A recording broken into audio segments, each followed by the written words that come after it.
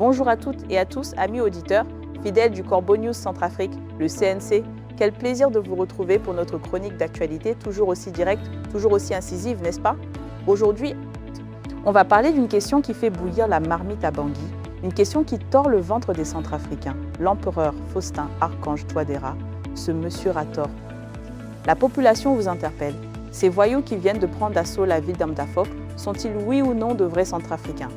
Pour décrypter ce mystère, je suis ravie d'accueillir notre journaliste de terrain, Anselme Mbata. Bonjour Anselme. Bonjour Gisèle Moloma, bonjour à toutes et à tous. La question que vous soulevez, Gisèle Moloma est celle qui est sur toutes les lèvres. Elle inonde les réseaux sociaux à Bangui depuis dimanche dernier. Dans les groupes de discussion, dans les quartiers, que ce soit chez les partisans ou chez les opposants, une grande incompréhension règne.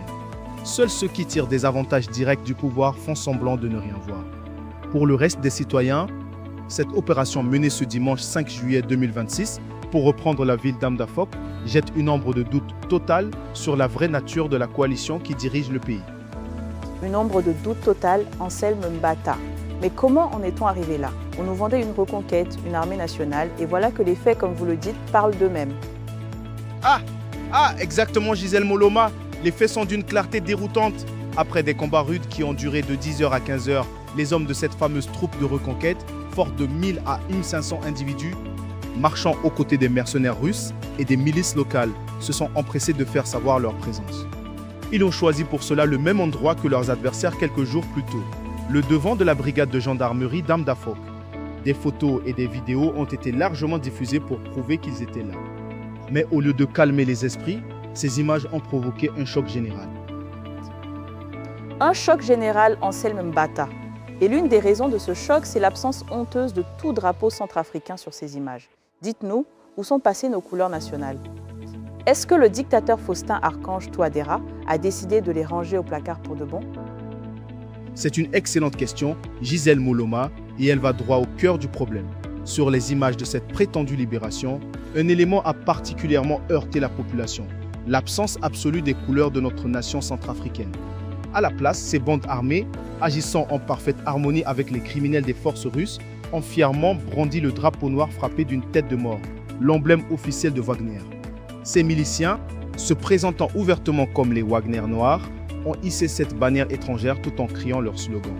Cette profanation de nos symboles nationaux met en évidence la dépendance entière du régime de Bangui vis-à-vis de forces et de voyous venus d'ailleurs, actant ainsi la disparition des derniers restes de notre souveraineté au profit d'intérêts étrangers. La disparition des derniers restes de notre souveraineté, c'est ce que vous nous dites, Anselme Mbata. Et comme si ça ne suffisait pas, on apprend que pas un seul mot de Sango n'a été prononcé. On nous parle d'arabe tchadien à tous les niveaux. C'est ça l'armée de l'empereur Faustin, des mercenaires qui ne parlent même pas la langue du pays qu'ils sont censés libérer. C'est une insulte à notre culture, non? C'est là toute l'absurdité de la situation, Gisèle Moloma.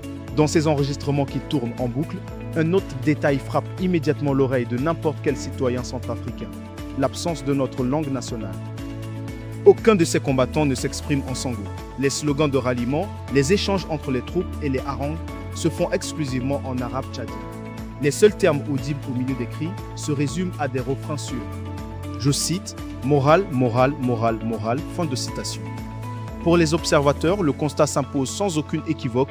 Il n'y a aucun centrafricain parmi ces troupes censées incarner la force légitime de l'État. Aucun centrafricain. Anselme Mbata, c'est le comble. Le paradoxe est absolu. Le dictateur Faustin Archange Touadéra panique, convoque la communauté musulmane avec M. Rator et nous dit que les assaillants étaient des étrangers. Et pour les chasser, il envoie d'autres étrangers. C'est un sketch ou c'est la réalité de notre pays, ça? Malheureusement, Gisèle Moloma, c'est la triste réalité.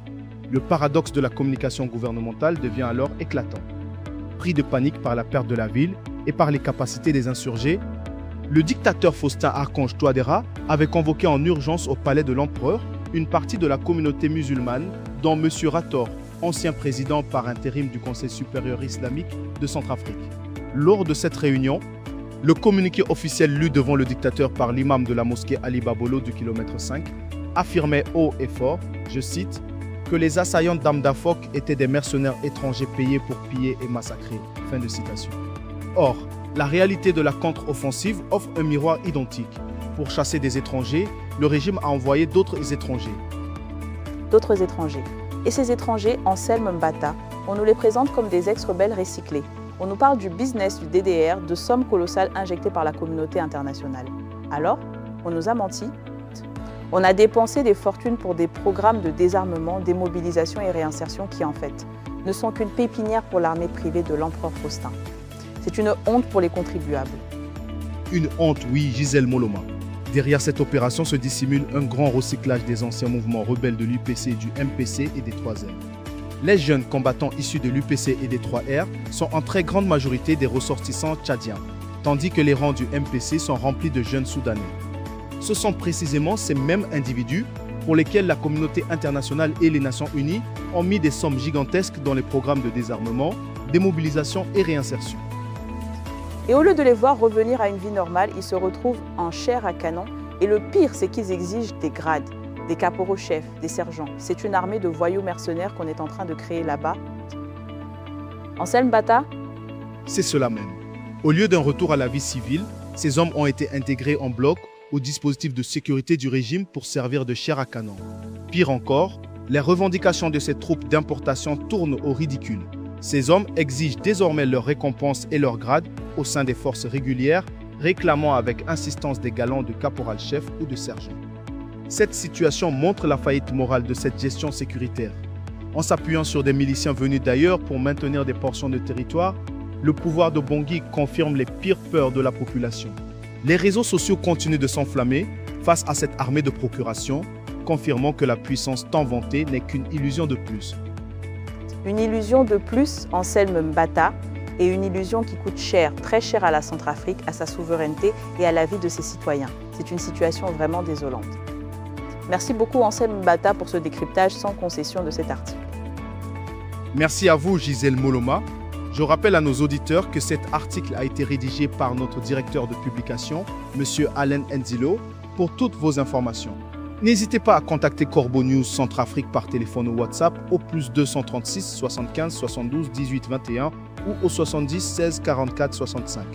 Merci de votre fidélité et à très bientôt. À très bientôt.